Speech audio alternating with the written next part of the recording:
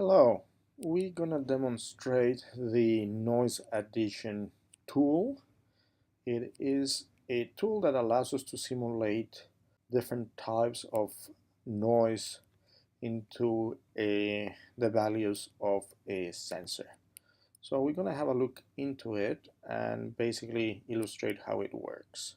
So we are here in the workspace in the source, and I already downloaded this particular one.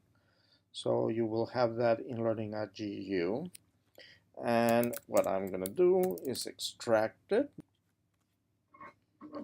And I'm going to go to where I have my catkin make to compile. I'm going to create a new shell in work area to show you some of the issues that happen here. We have an executable for it. And if I run it, you're going to see that I don't have a ROS core running, so it's going to say cannot connect to master. Let's just run ROS core so that this is ready to add noise. Now, again, I'm trying to illustrate to you that with some ROS packages, you have significant tools to investigate what can be done. Remember, I can do ROS topic list. And you don't see anything much new, so you get the idea that this is a service. ROS service list. And here is the service we're more interested in. ROS service is telling me. And it says something like error. I cannot give you much information about this. ROS info will get this kind of error. In this shell, we have not run the setup. Not all the services are known to ROS at this stage. So I'm gonna actually go to downloads, I type in the bell, and there should be a setup bash. And now if I run the ROS topic info, it knows the type. We know that a call to this service requires a mean, standard deviation, and an original value.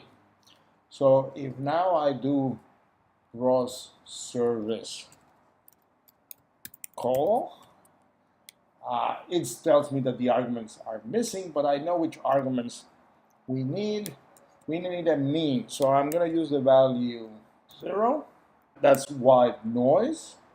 We're going to give it a standard deviation of 10 and a value of 10. And you see that we get a noisy value of 5.5.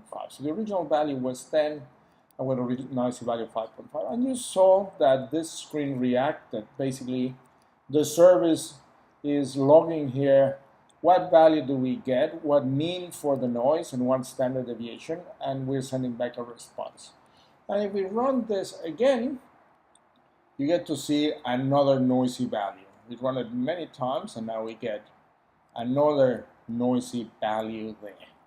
So several noisy values can be produced. Part of your exercise here is to log them. So I'm going to use redirection in the Unix cell and send them to data.txt. And I'm going to run this many times. You can use word count to check how many values we have now. And I keep adding values. In order to show you a histogram of what I have produced, I would require about 100 values. I only have 16 values. I can actually clean up by using VI to replace everything that's set with noisy until the colon and a space, erase it. I'm going to create a file like this. I've been adding data points to my data file, and these points have been put at the end, where there's no problem again deleting this part. I'm just using again, BI commands to remove that stuff, and by now the file has about 128 points. Let me just point out the noise addition package. There's two executables, and one is a test program. The test program, if you don't give it any parameter, it tells you you need to add noise to something, and in this case we're adding noise to the value 10. And again, noise, I can run the program again and I get noisy values from 10. The test program is basically for me to check that I can call the server properly. It obviously, in this case, the standard deviation is fixed, while if I use the raw service call, the standard deviation can be provided as an argument, while here you have to edit the code. So I invite you to explore the code in both the server and this test program.